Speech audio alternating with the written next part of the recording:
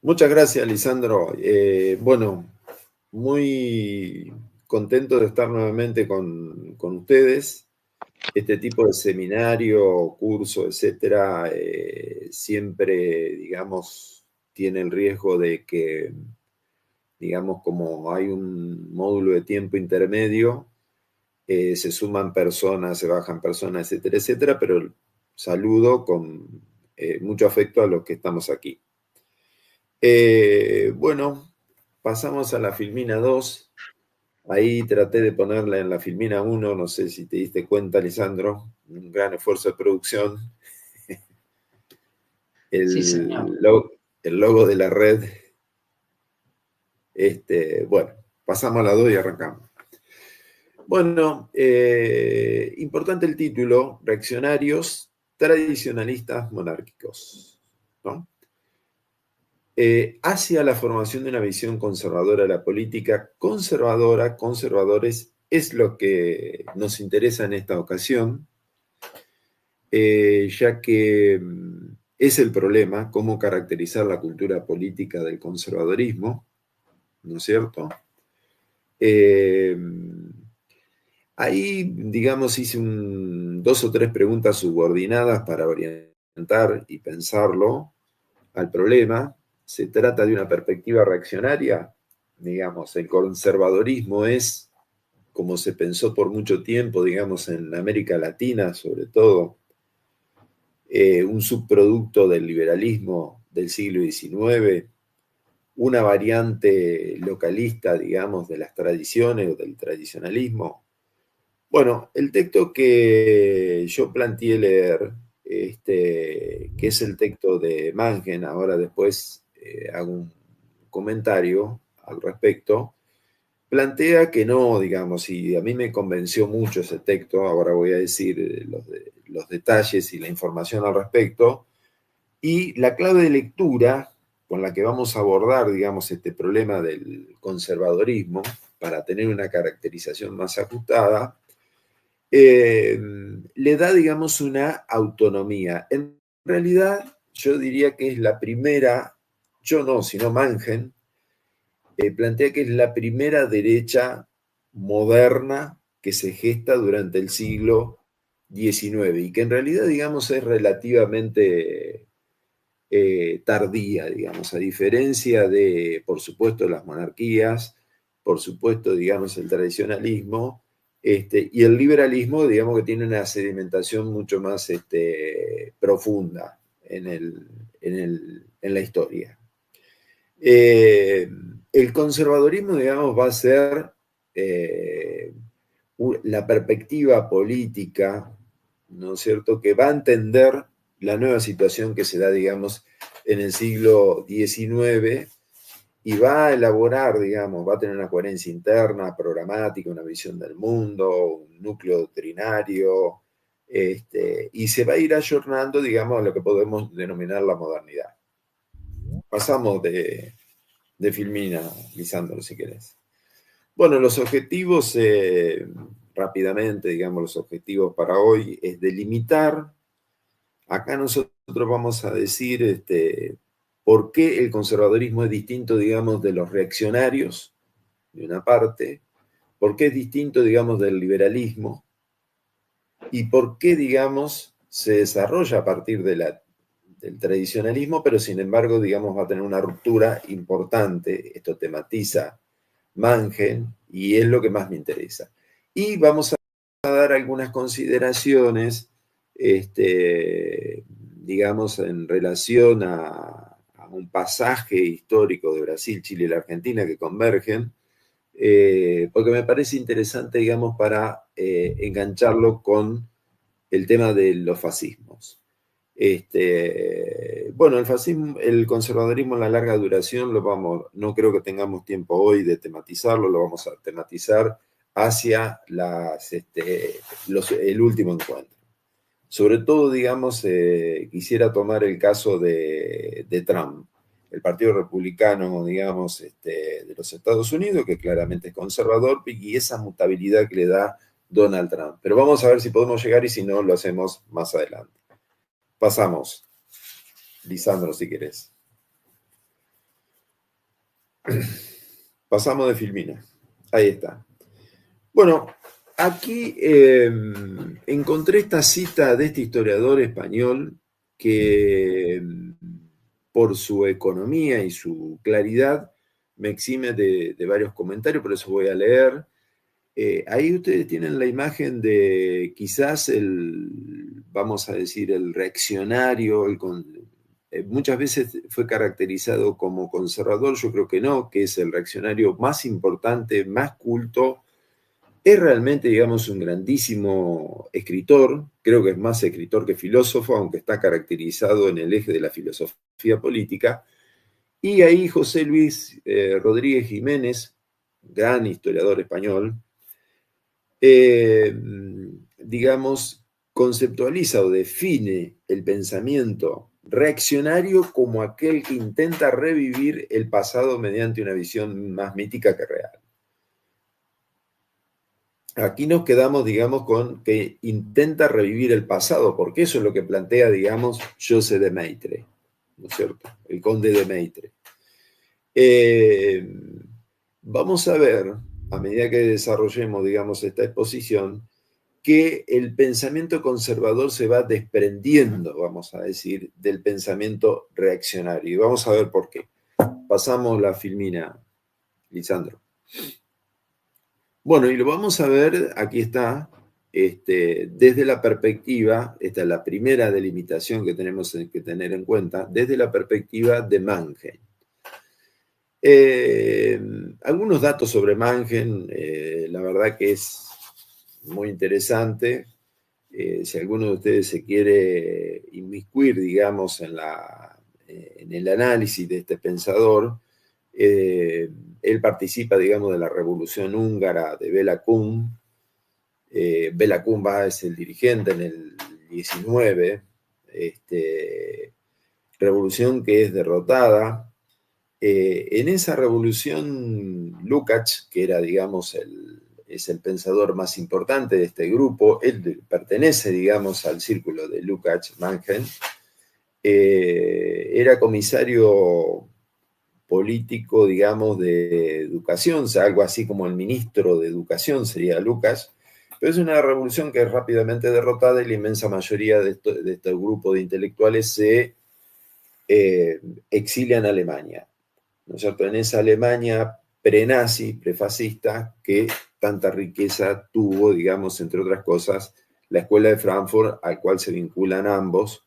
Después van a tener, digamos, un conjunto de diferencias y el esfuerzo más importante que intenta desarrollar Mannheim es la elaboración de la sociología del conocimiento, que es un corte, digamos, del marxismo. No nos vamos a meter en eso porque implicaría, digamos, meterse en lo que sería aspectos ríspidos de la epistemología, de la sociología del conocimiento, que no es el objeto de estudio. Su texto más importante fue Ideología y Utopía, que es del 29, y nosotros vamos a analizar algunos aspectos de vamos a decir, artículo largo, porque no alcanza a ser un libro. Es un artículo largo que está compilado, en castellano está compilado en un texto que yo encontré el año 64 aquí en la Argentina, lo publicó Fondo de Cultura. La traducción es bastante mala, por así decirlo, que se llama El pensamiento conservador. Ahora, ustedes me dirán, ¿por qué, Román, vos elegís este texto para una charla como la de hoy, para un encuentro como el de hoy? Bueno, porque se ha transformado, digamos, en una suerte de clásico de la literatura política, no solamente para el pensamiento, para, digamos, los autores marxistas, sino también, digamos, para el conjunto, gente como, qué sé yo, Norberto Bobbio, etcétera, digamos, de cita obligatoria, vamos a decir.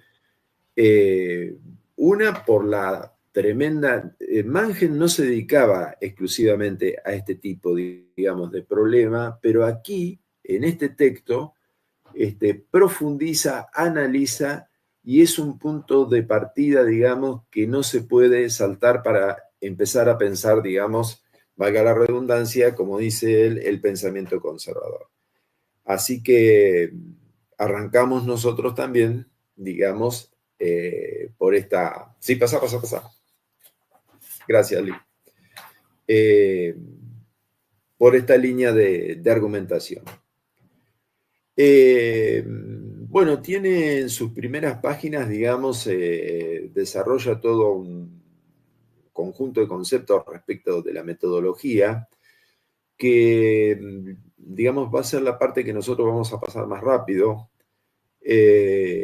No se le escapa a Manngen, digamos, en esta primera parte, la transición al capitalismo y los cambios en las estratificaciones de las clases dominantes, ¿no es cierto?, que acontecen a partir de la tormenta, digamos, o del proceso de industrialización, ¿no es cierto?, que se secuencia desde Inglaterra hasta Francia y Alemania principalmente. ¿Por qué él ancla toda su reflexión respecto, digamos, del conservadorismo en Alemania principalmente? Si bien es cierto, lo compara con Inglaterra y en menor medida con Francia, el análisis es, digamos, particularmente de Alemania. Entiende la clase dominante no como una... No, déjamelo. No como un... A ver, una atrás. Ahí está. Ahí, en esta.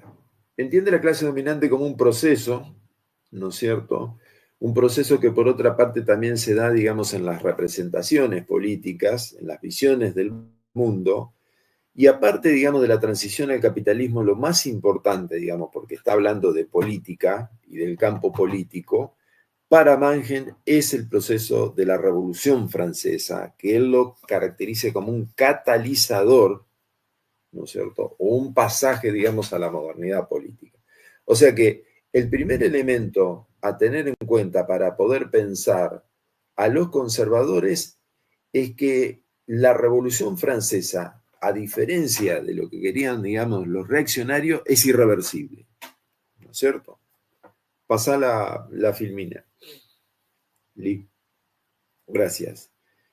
Entonces ahí tenemos la primera característica, digamos, que es, podríamos decir, la tensión entre ese racionalismo moderno, que no solamente está dado por el pensamiento burgués por antonomasia, digamos, que es la ilustración y el liberalismo, sino que es un racionalismo también, digamos, que está dado por la fuerza de las cosas, es decir, el capitalismo, ¿no es cierto?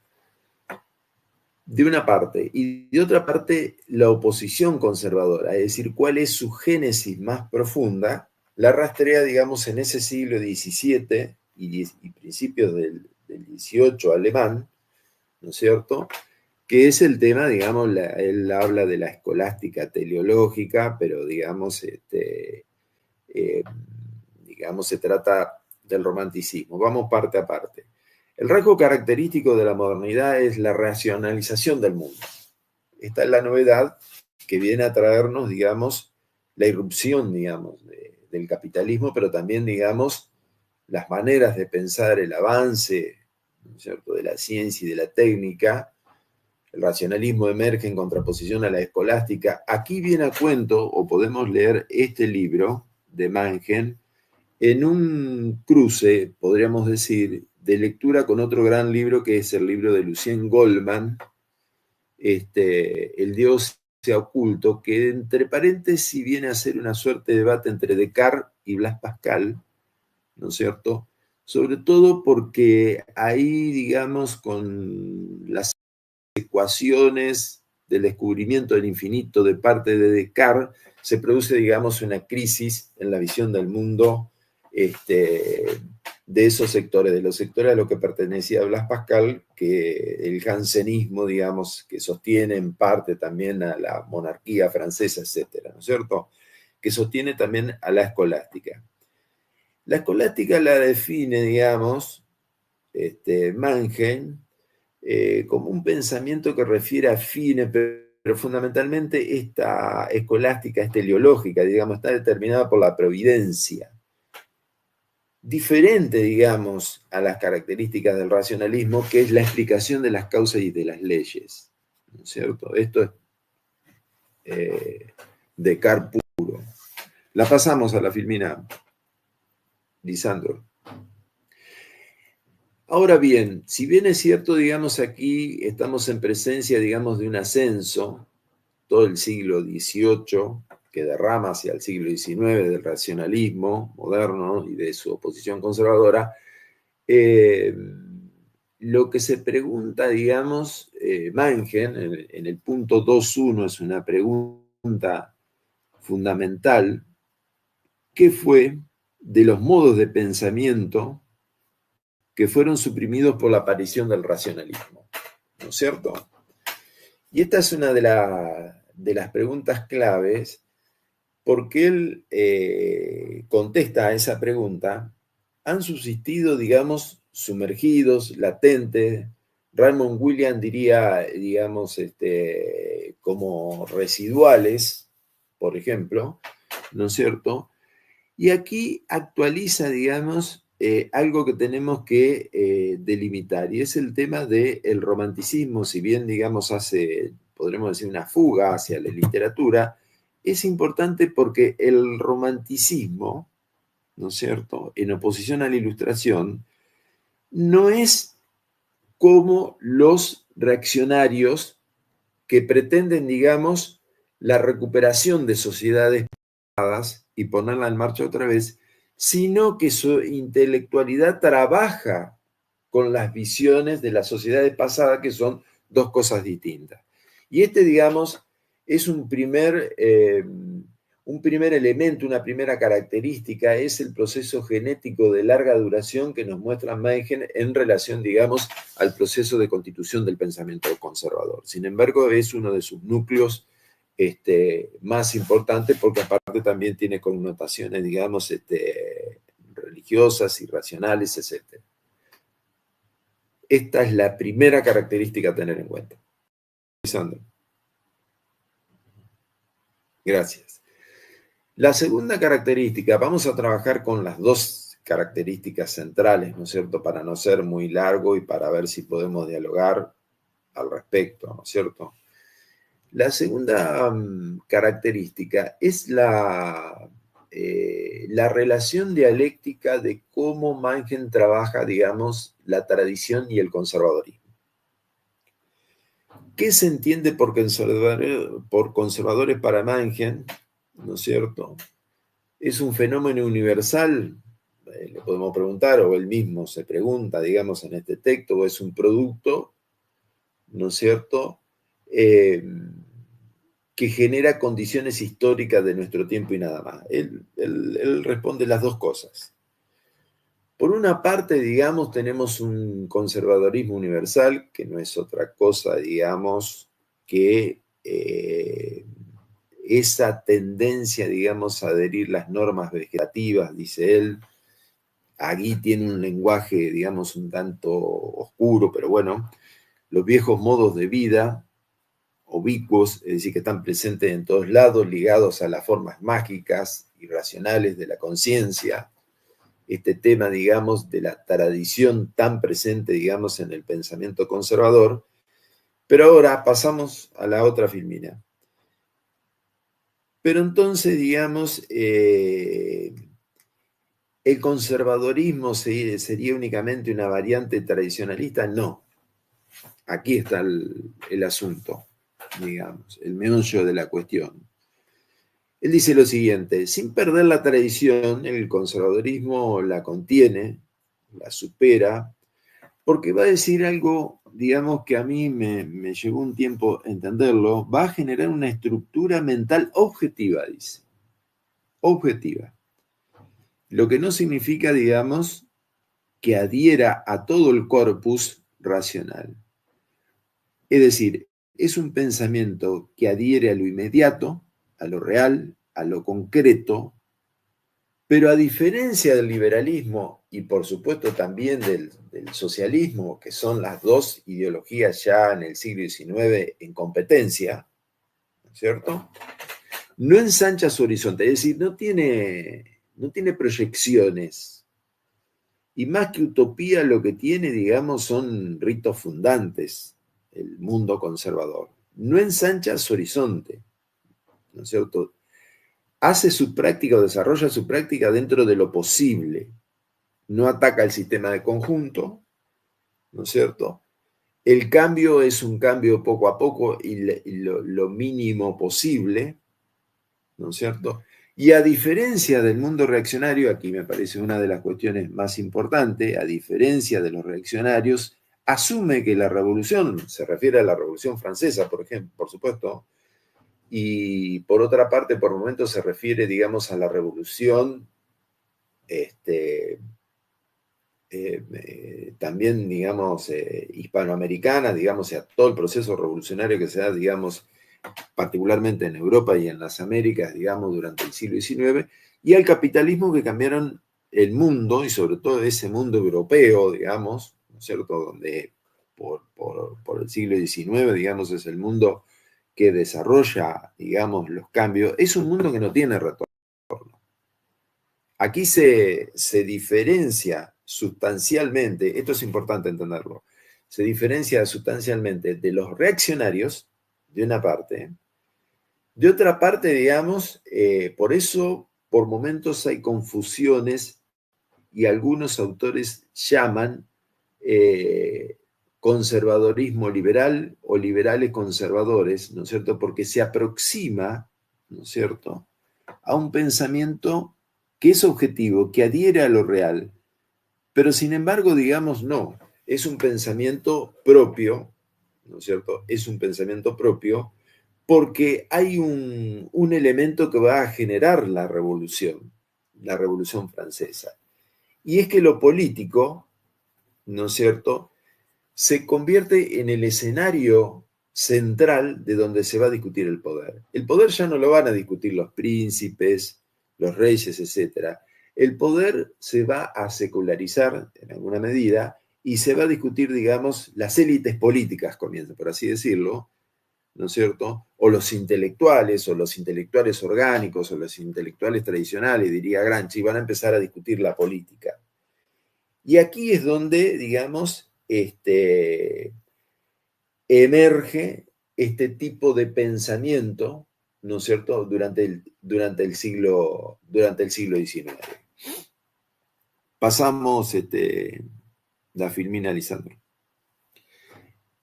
Entonces, sintetizando, digamos, esta parte, en este marco, es decir, en el marco del siglo XIX, ¿no es cierto?, una tradición política que viene, valga la redundancia, digamos, del tradicionalismo o que se nutre de las tradiciones de cada uno, digamos, de los países, y que se encuentra con una situación política, digamos, que es irreversible, va a generar su propio, digamos, su propia autonomía política, diría yo, ¿no es cierto?, sus propias posibilidades de autonomía política en el escenario ese de siglo XIX, digamos, europeo tan convulsionado. ¿Por qué es tardío? Bueno, es tardío justamente, digamos, por este proceso histórico. Haciendo un contrafactual, si no hubiera existido el capitalismo, no hubiera existido, digamos, la Revolución Francesa, hubiera existido únicamente los reaccionarios y los tradicionalistas. De ninguna manera, nunca, digamos, los conservadores. Los conservadores son, entonces, la fuerza emergente por derecha que en alguna medida, digamos, se ayorna a la modernidad y por eso, digamos, tiene esa autonomía relativa desde el punto de vista político. El tradicionalismo deviene conservador moderno en una sociedad de clases y nunca en una sociedad de castas.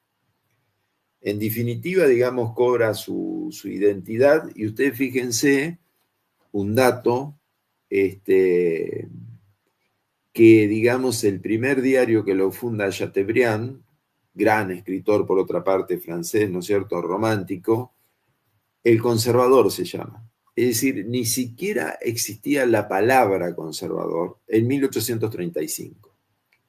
El diario se llama, por ejemplo, en Inglaterra la palabra conservador se va a difundir como palabra como tal hacia 1840, es decir, es muy tardío, digamos. Antes de pasar al conservadorismo en América Latina, que es bastante distinto, si querés, Lisandro, sacamos un poquito y pasamos a las preguntas, hacemos un ping-pong, porque creo que venimos bien de tiempo, vos me dirás.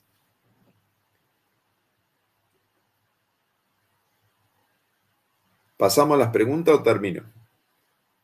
Perdón.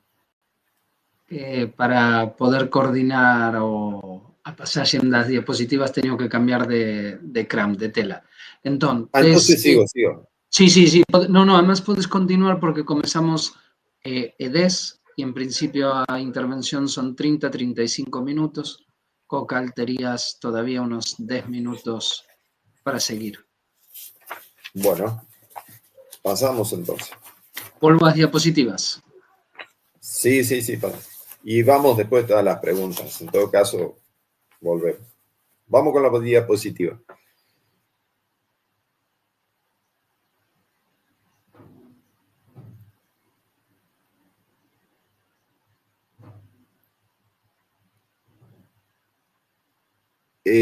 No, poné la anterior. La anterior. Ahí. En esa, quédate en el desfile ese. Ahí, quédate ahí. Bueno, en todo caso, si quedó, digamos, alguna cuestión que no se comprendió, volvemos y la analizamos nuevamente, digamos, porque me interesa sumamente que quede claro, digamos, cómo se constituye en Europa el pensamiento conservador. Proceso similar se da en los Estados Unidos, pero en América Latina, digamos, el proceso es bastante distinto. Aquí les muestro, digamos, un desfile en la Avenida de Mayo. La Avenida de Mayo es una de las avenidas más importantes de la ciudad de Buenos Aires, sobre todo en esa época, 1930, que se llama la Legión Cívica. Esto ya es, podremos decir, una expresión fascista, y es una expresión fascista que tiene, digamos, como padre a ese conservadorismo reaccionario que se forma, digamos, a principios del siglo XX, digamos, en América Latina. Un poco como el final de la película. Quisiera explicarles, digamos, qué pasó con el conservadorismo muy rápidamente en América Latina para que tengamos un punto de referencia, porque aquí sí que hay una sincronía, digamos, en el proceso formativo en Europa respecto de la América Latina. Pasamos la filmina, Lisandro. Gracias. Entonces, el mundo conservador en América Latina en el siglo XIX, el mundo conservador, sobre todo en Hispanoamérica, no tanto en el Brasil, porque en el Brasil, digamos, como ustedes saben, estuvo bajo la égida del Imperio Brasilero y ahí, digamos, tiene un decurso histórico distinto hasta, yo diría, finales del siglo XIX, que ahí sí empieza a converger, paradójicamente, o no tanto, digamos, las historias, sobre todo de la Argentina, Brasil y Chile, ahora vamos a ver por qué. Pero, digamos, durante el siglo XIX, el mundo conservador no aparece, digamos, o aparece bajo el manto del liberalismo. De ahí vienen, digamos, las confusiones, esta pregunta que pongo ahí, ¿liberalismo conservador o conservadorismo liberal? Y los historiadores, digamos, han confundido por mucho tiempo, en este momento se está escribiendo mucho sobre este tema, esta sería la última delimitación, ¿no es cierto? ¿Cómo fue que el conservadorismo surge, digamos, como un tipo de pensamiento propio? Y aquí esto no lo toca Mannheim.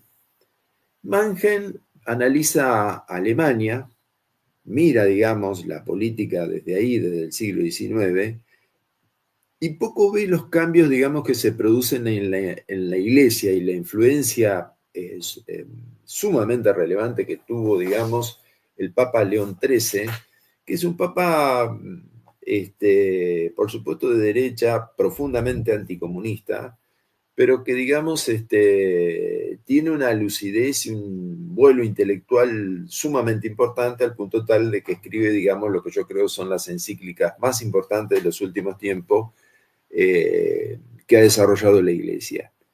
Una es Terry Pari del Padre Eterno, y la otra, la más importante, diría yo, Rerum Novarum, por ejemplo, tan importante en la constitución del peronismo argentino, Rerum Novarum, por ejemplo, ¿no es cierto?, donde hay una reelaboración teológica, es decir, lo toma a Santo Tomás de Aquino, digamos, un pensador del siglo III, ¿no es cierto?, lo recrea para recrear, digamos, ese mundo, al igual, digamos, que los conservadores, León XIII se da cuenta que es irreversible, digamos, el capitalismo, y también es irreversible todo el proceso que viene, digamos, con la revolución, ¿no es cierto?, particularmente ese proceso de secularización, ¿no es cierto?, y específicamente el proceso de secularización político, ¿no es cierto?,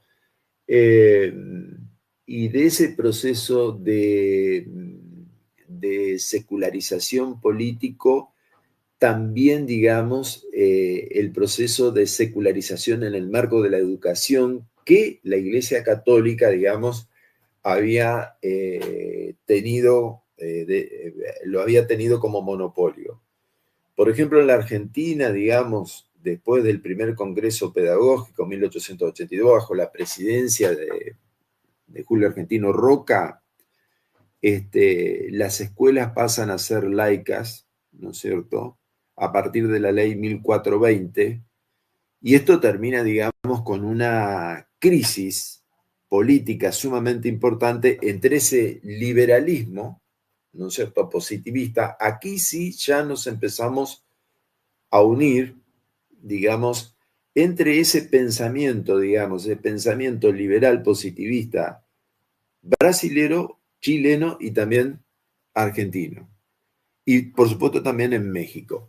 Aquí, digamos, hay una unidad, ¿no es cierto? Pero también hay una unidad desde el punto de vista de ese conservadorismo latinoamericano que únicamente se había expresado, digamos, como tal.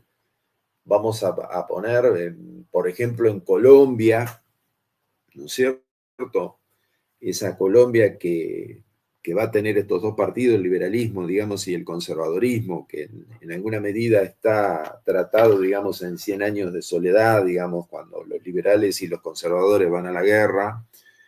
Pero salvo Colombia y algún otro país, digamos, que no se me viene a la cabeza en este momento, el conservadorismo había pervivido a la sombra del liberalismo, pero durante todo ese siglo XIX y por impulso de la Iglesia, digamos, va a lograr su proceso emancipatorio, particularmente en defensa, digamos, de las escuelas religiosas.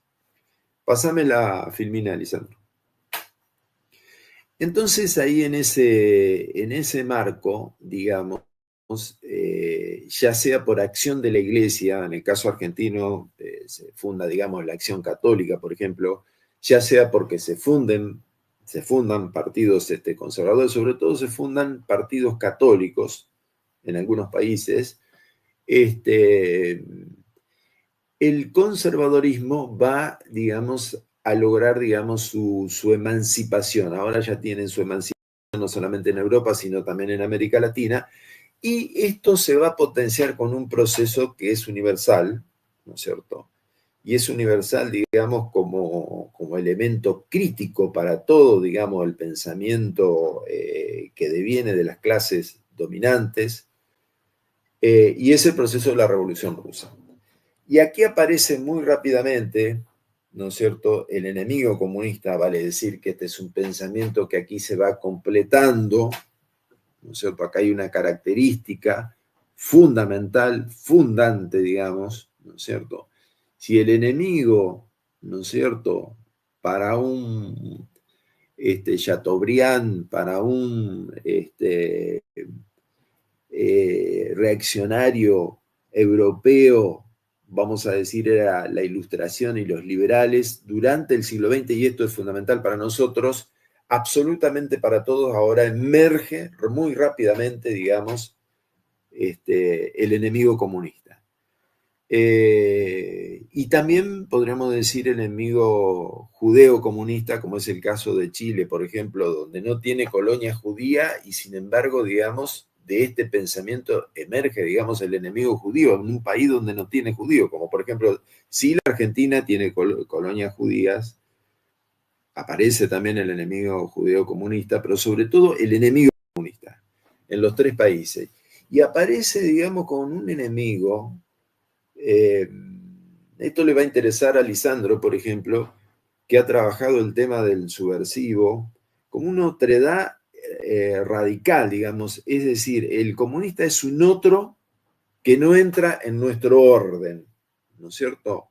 Tengamos en cuenta que León XIII y todo su papado, digamos, y los obispos de esa época son profundamente anticomunistas, ¿cierto? Y ahí, digamos, podremos decir que se completa esta visión del mundo, ¿no es cierto? El poder es el poder, digamos, que se asemeja a la vida privada, ¿no es cierto? Aquí hay una apología o uno de los nortes, digamos, es la familia católica, ¿no es cierto? Católica romana, y emerge la violencia política, ya sea, digamos, porque tengan el control del Estado o porque no tengan el control del Estado, y es el tema de las ligas. El tema de las ligas, ¿no es cierto?, que por mucho tiempo se la ha caracterizado como una suerte temprana de formaciones paramilitares o paraestatales. Sin embargo, digamos, es algo más complejo que eso.